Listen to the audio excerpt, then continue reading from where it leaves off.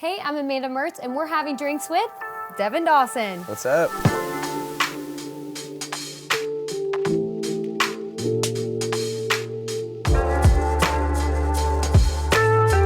Right, cheers. Wait, you have to look me in the eyes when you cheers me. Is that proper etiquette? It's my rule, yeah. Okay. Drink of choice. I'm always a tequila guy. And if it's on the rocks, if it's like not a mixed drink, I usually try to do something with a little flavor, so I went with Reposado today. I like that. Do you see the little dolly touch Yeah, there? the Dolly ice cube, it's pretty sweet. So tell us, you've got new music out, the Pink Slip EP. Yeah. Tell us about it. So I've definitely grown a lot since the person I was when I put out Dark Horse, which is my first album, and I've fallen in love, and I've gotten married to my wife Leah, Yeah, and a lot of life changes. seen the world and experienced a little bit of success, and I got a couple dogs and a house, and so like where I usually draw inspiration from like the harder side of my life and like maybe the heartbreak side, there wasn't as much of that. Got up at dawn, showed up to cheer the home team on.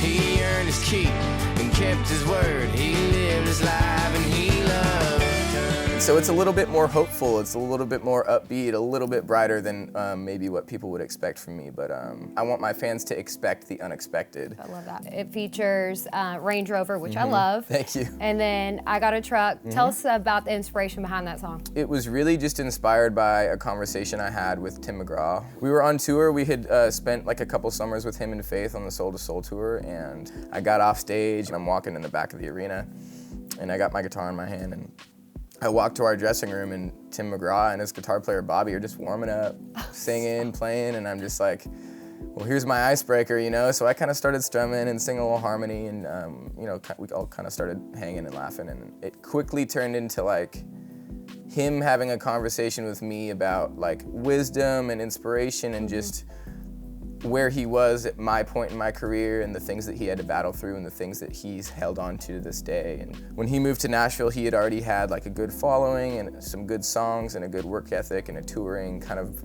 family that he had built, but he needed some finances or just some belief from somebody in the industry to get to that next step. Yeah. And there's this guy named Brian Williams, and he was a banker in Nashville, and he's since passed away, and I never got to meet him, unfortunately, but he was known for giving artists a shot that he believed in that maybe nobody else for whatever reason did. And I think Tim knew that, and he kind of came to Brian and was like, man, I got these songs, and I got this drive and this work ethic, and I got this shitty old truck I could trade you. It's not worth much, but like, if you believe in me, like I promise I will pay you back. And like literally what I just said is just the second verse of that song. Yeah, man, I swear I'm gonna pay you back one day. Yeah, you can take that to the bank, 'cause I got a song.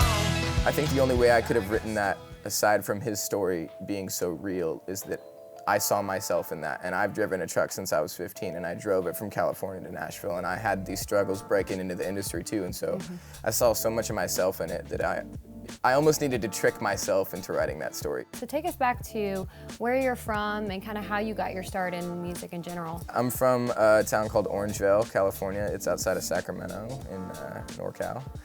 And the first time I fell in love with playing music was my neighbor had a garage sale, and in the back there was like this shitty red Stratocaster, and like I had just got done watching Back to the Future, where he like plays that scene, and I don't know, I was just a kid and I was obsessed with it, and I also was like maybe 12 or 13 at that point and started like talking to girls, and I was like, this is my in, like this is how I'm gonna get the girl, you know? But yeah, just started a band in high school, and we got signed and toured for a little bit, and then through that and just like some heartbreaks and some relationship stuff, I just started writing my own songs on the side just for myself, and they kind of just came out like country songs. My heart bleeds for country music, where my honest outlaw truth is. No, I ain't no white knight, I'm a little more dark horse. Well, now that we've got you drinking, let's do some rapid fire questions.